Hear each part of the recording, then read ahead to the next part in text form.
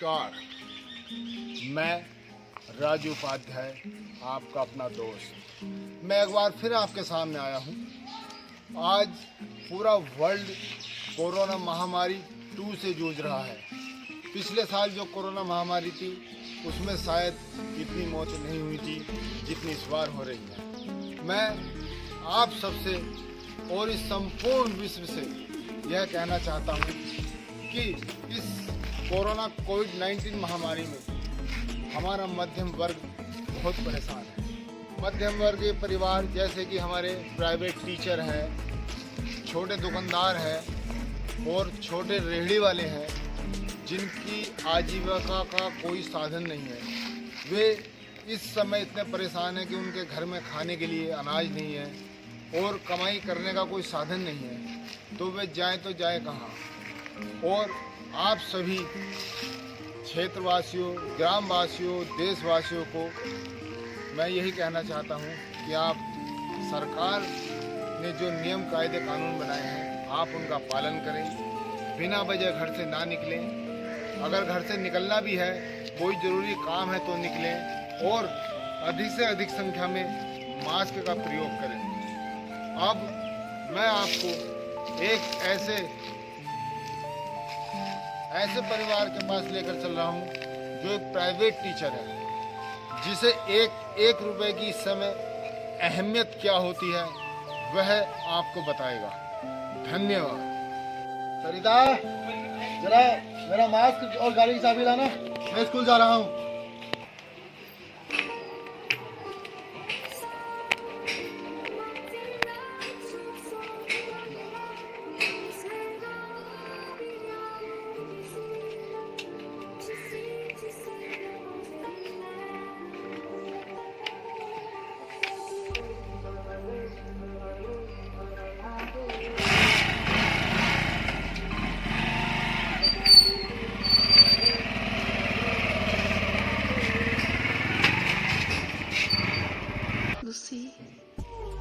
Sir नमस्ते।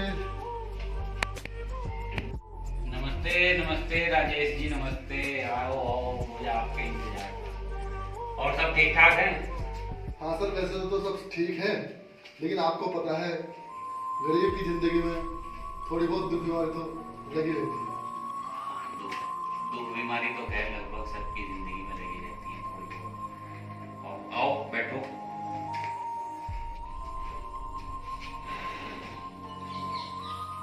दुख बीमारी तो खैर सबकी जिंदगी में लगी रहती है और भगवान से दुआ करेंगे सब ठीक ठाक चलता रहे। सर देर तो नहीं हुई मुझे? नहीं। और बताइए सर जरा मैं क्लास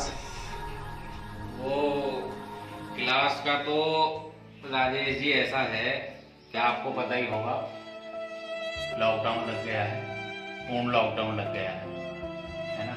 और अब स्कूल खुलने के भी चांस अब तो है नहीं। आज अगले आदेश तक तो कोई चांस है नहीं स्कूल खुलने का, है ना। तो ये आपकी फीस थी, आपकी जो सैलरी है वो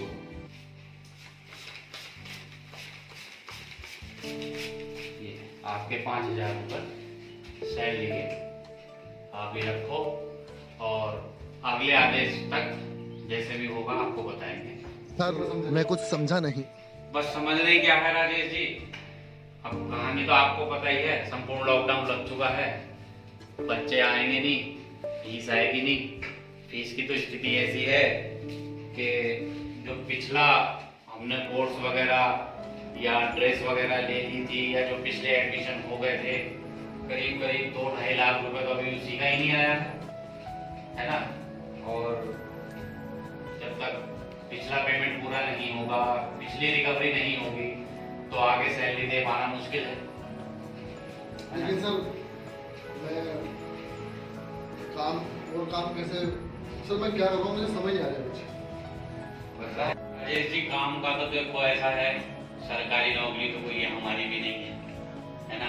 आपको तो सैलरी हमने दे भी दी, हमारी तो पिछली 6 महीने की सैलरी अब तक नहीं मिली, हम तो फिर भी काम कर रहे हैं और अगली का हमें भरोसा भी नहीं है। अभी आपको मैं बता ही रहा हूँ, लगभग 2-2.5 लाख रुपए करीब बच्चों की फीस, पिछले साल की फीस है, कोर्स है, एडमिशन फीस है, ड्रेस फीस है, सबका सब यही रखा है। सर कैसे करेंगे हम भी बताओ कैसा जी सकते हैं। लेकिन सर मैं अपने परिवार का भरण पोषण कैसे करूँ सर?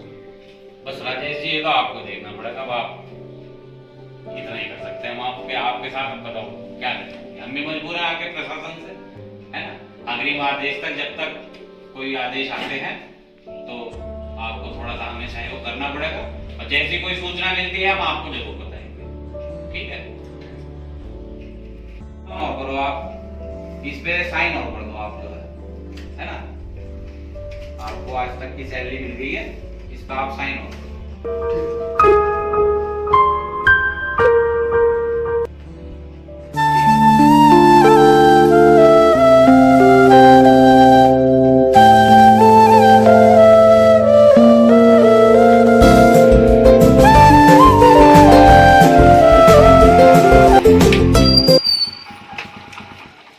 सरिता इधर आओ जरा।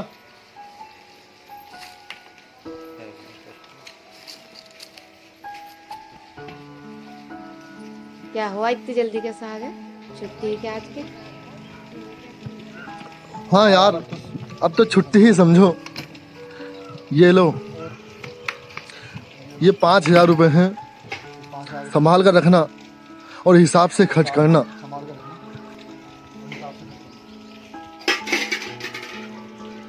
क्या हुआ ऐसे क्यों बोल रहे हैं? 2,000 तो दुकानदार को देना है, 3,000 रुपये मैं कब तक और कैसे संभाल कर रख सकती हूँ? यार किराने वाले को तो ऐसा है, बाद में देख लेंगे यार से। तो क्या बस नौकरी नहीं रही यार हमारी। प्रिंसिपल साहब ने कहा है कि लॉकडाउन लगा है 21 दिन का, उन्हें हमारी आवश्यकता नहीं है। अब जो भी हो इन्हें भी खर्चा चलाना है 21 दिन तक। तो किराने वाले के बाद में देख लेंगे, अब तो जैसे तैसे करके काम चलाना ही है।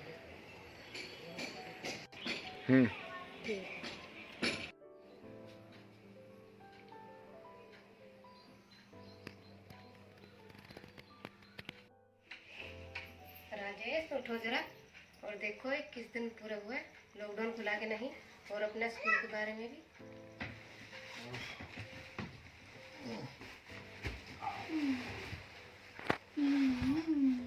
अबे यार तुम और तरह ये राग बहुत बुरा है। टीवी नाटक तो तुम देख लेती हो, एक आध न्यूज वगैरह देख लिया करो।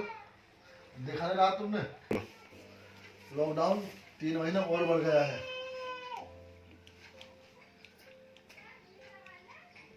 ऐसा है, मुझसे इस मामले में बिल्कुल मजाक मत करो।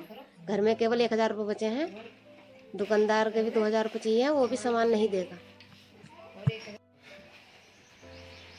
क्या करे भाई, मेरे तो कुछ भी समझ में नहीं आ रहा। हमारा तो शरीर भी ऐसा हो चुका है कि किसी की मजदूरी तक नहीं कर सकते। यदि किसी से कहते भी हैं तो वो मजाक समझ लेता है। क्या करें बस। मुझे बताओ मैं क्या करूँ 1,000 रुपये का?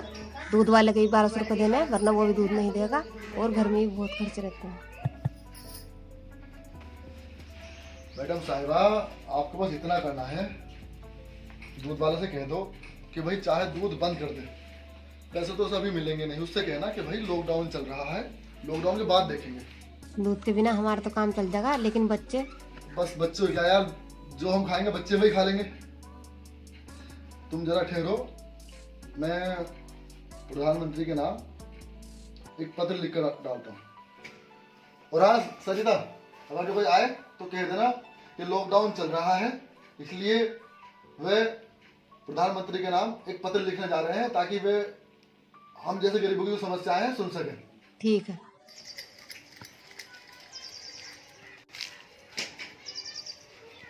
है क्या मास्टर साहब? हाँ आया आया आया जी, आप हैं? आइए आइए आइए अमित जी। हाँ भाई, हमारे 2145 रुपए उधार के दे दो, लॉकडाउन चल रहा, हमें सामान लाना। यार अमित भाई बात ऐसी है, देखो काम धाम तो हमारा कुछ चल नहीं रहा, नौकरी थी वो भी चली गई। अब भैया जैसे लॉकडाउन खुलेगा, काम धाम लगेगा तो सबसे पहले 2150 रुपये तुम्हारे दिए जाएंगे। भैया लॉकडाउन तुम्हारे लिए थोड़ी है, हमारे लिए भी है। हमारे पैसे दो उधार के, हमें सामान लाना है। ये बात तुम्हारी सही नहीं है भैया, हमने उधार दे के गलती कर दी।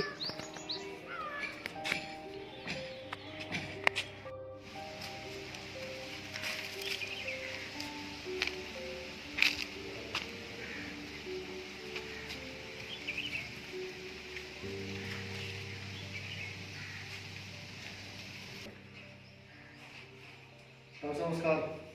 नमस्कार। और जी राजेश जी, क्या हाल है आपके? बस हाल तो ठीक है। आओ बैठो। और सुनाओ।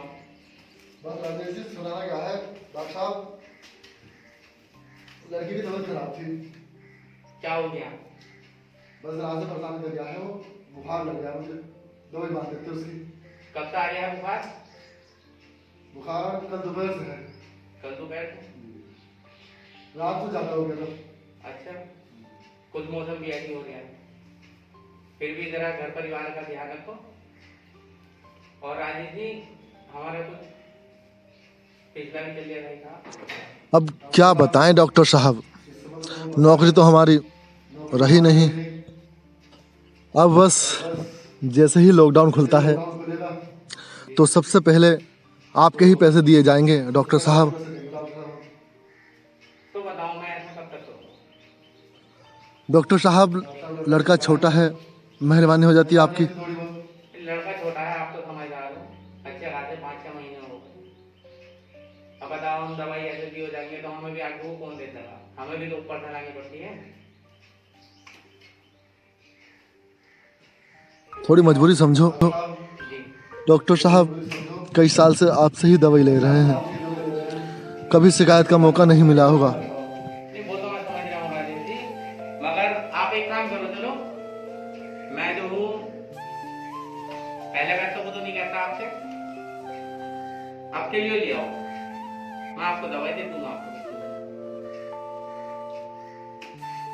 ठीक है?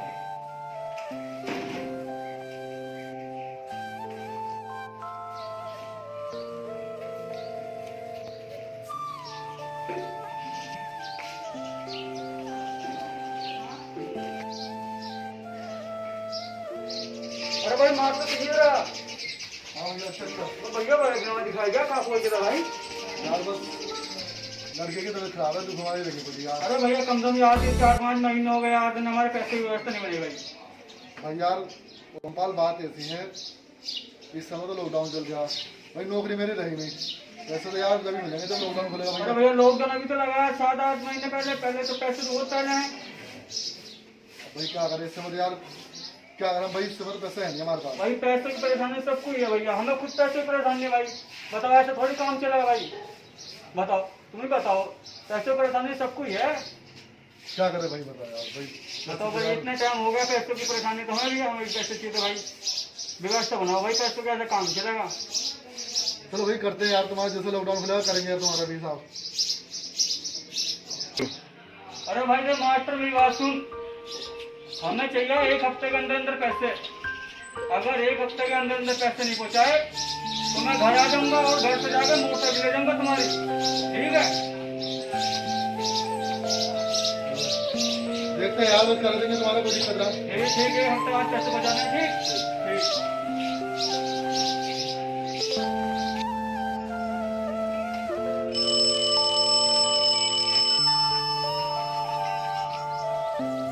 हेलो जी जी, राजेश बोल रहा हूँ। अच्छा डीएम साहब के यहाँ से जी। अच्छा सोमवार के दिन आना है?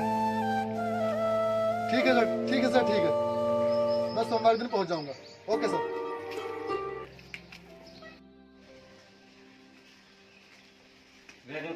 भाई कहाँ जा रहे हो? डीएम साहब से मिलना था। अपॉइंटमेंट लाए हो? अपॉइंटमेंट क्या, मेरे पास फोन गया था ऑफिस से। राजेश कुमार नाम है मेरा, अच्छा और एक प्राइवेट टीचर हूँ। ठीक है, ये पूछता हूँ सर। हाँ पूछ लो आप।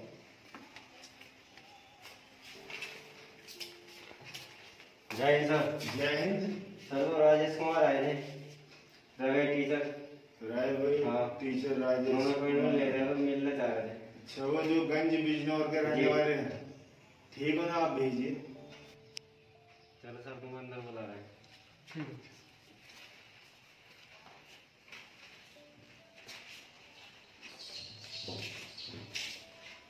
सर नमस्ते। नमस्ते नमस्ते। और राजेश जी आप ही हैं? जी सर। अच्छा, आपने प्रधानमंत्री के नाम लेटर लिखा था? जी सर। ठीक है, आइए बैठिए।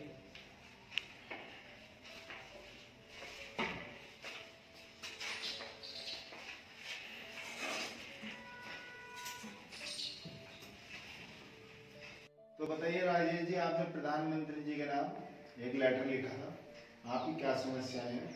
वो समस्याएं मुझे बताइए, शायद मैं आपकी समस्या का कुछ निदान कर सकूं।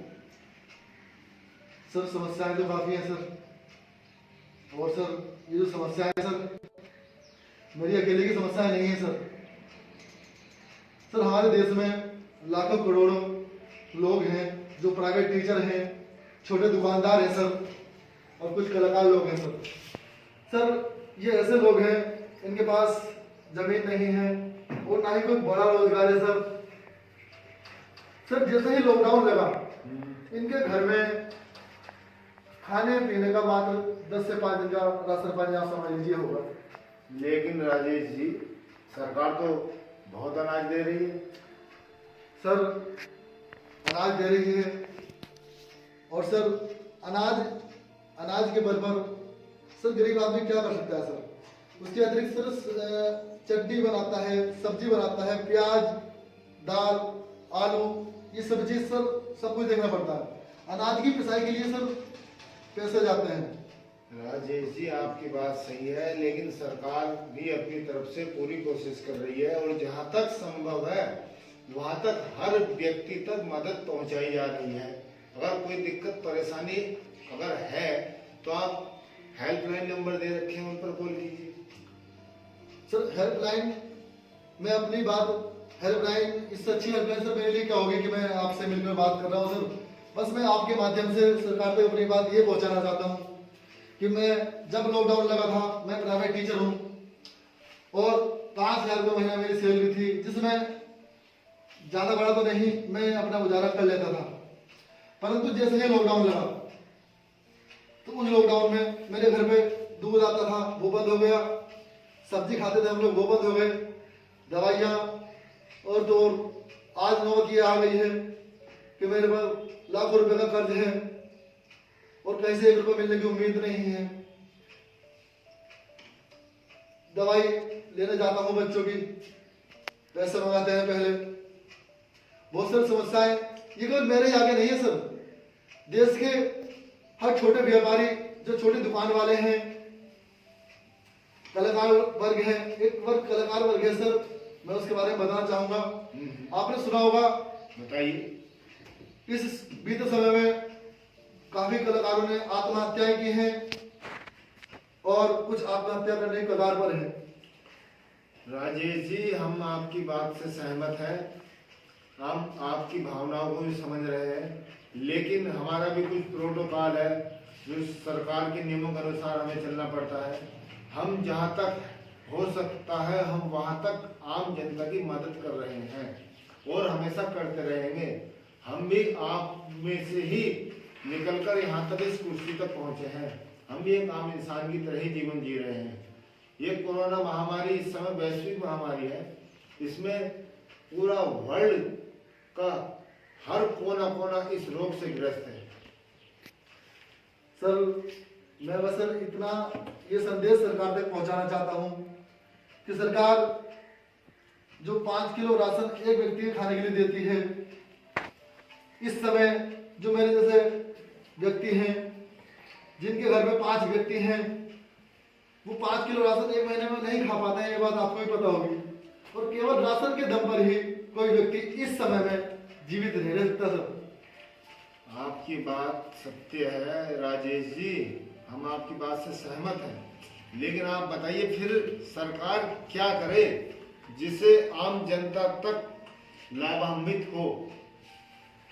सरकार से मेरी यही अपील है आपके माध्यम से कि कम से कम एक व्यक्ति है जिसने अपनी 1 बीघा जमीन बेचकर और 1.5 लाख रुपए के का लोन लेकर एक दुकान की, कपड़े की या जूते की। अब अचानक लॉकडाउन लग जाता है सर, उसे 10,000 रुपये महीना की किस्त देनी है, 5,000 रुपये दुकान का किराया देना है सर। अब आप बताइए, सरकार केवल राशन खाने के लिए दे रही है, तो वो किस्त कहाँ से देगा, दुकान का किराया कहाँ से देगा। और ये बात सर आपको भी पता है, दुकानदार जो दुकान मालिक होते हैं वे किराया छोड़ते नहीं हैं, तो दुकान का किराया देते हैं। 1 मिनट राजेश जी। ठीक है, फिर मैं आपसे 10 मिनट में बात करता हूँ। अभी जरा मेरे पास कुछ व्यक्ति आए हुए हैं, मैं उनसे बात कर लूँ। ठीक है, ओके जी। राजेश जी बताइए।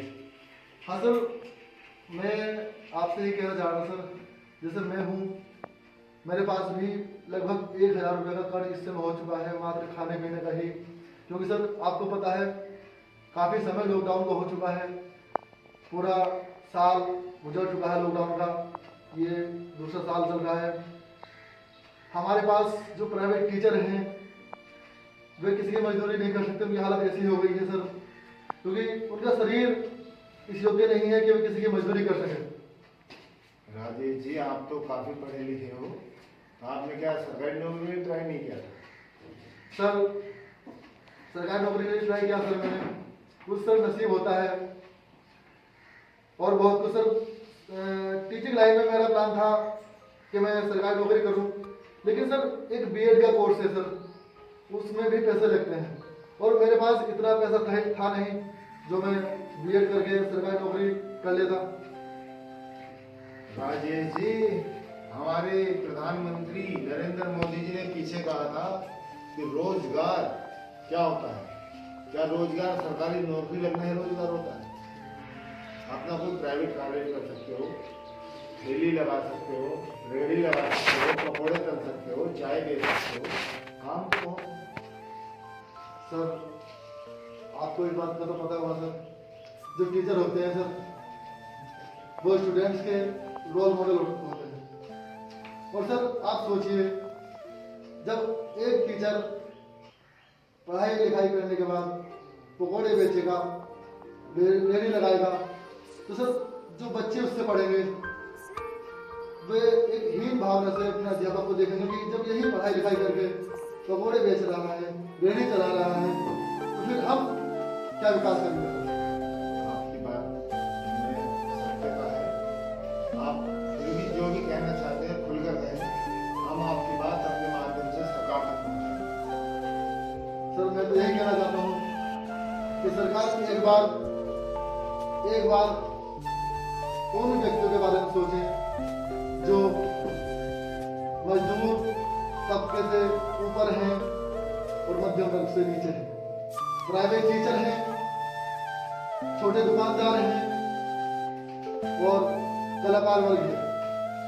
ये वर्ग आज के समय में सबसे ज्यादा दुखी है सर, क्योंकि मजदूर तो मजदूरी कर रहा है सर, 10 नहीं 5 दिन मजदूरी कर लेगा, बच्चों की दुकान वाले की दुकान खोल लेंगे, सामान बिक रहा है, लेकिन सर जूता व्यापारी, कपड़ा व्यापारी, जो छोटे दुकान वाले हैं सर, वे इस समय परेशान है।